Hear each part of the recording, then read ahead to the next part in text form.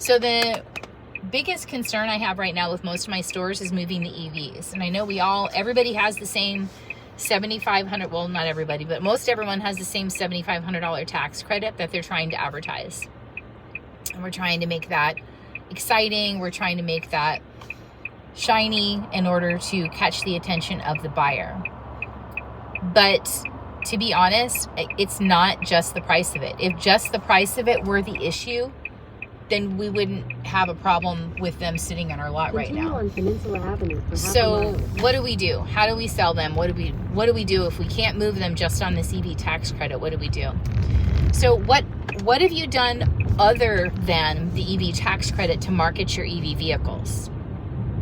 What I mean by that is, what about offering a credit towards home installation of the charging unit they need? What about credit towards the labor or the parts or something along those lines? The labor might be a little tricky one, but you could actually buy the EV charger for them. And I know that's expensive, Candace. I get it. So your options are have them sit on the lot or do something a little extra one above the next guy in order to move these.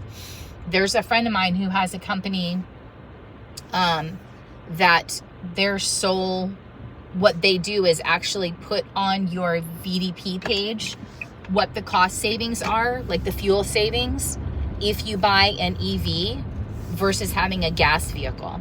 That company is called Lightflow. It's actually a really cool thing. If you have a chance, check it out.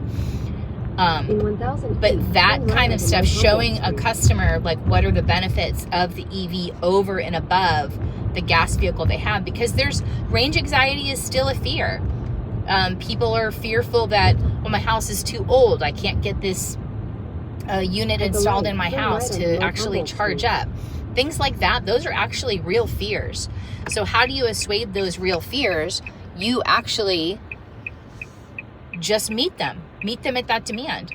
How about you pay to have an inspection of their house to see if they're interested in EV, saying, hey, we'll pay to have an inspection of your house to see if your house can handle EV charging. I mean, I'm spitballing here.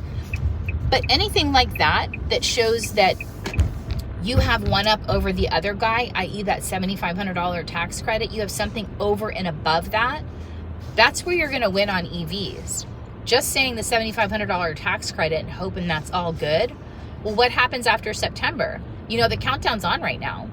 There's 40 days left for that EV tax credit. That's it. And as far as we know, that's going away.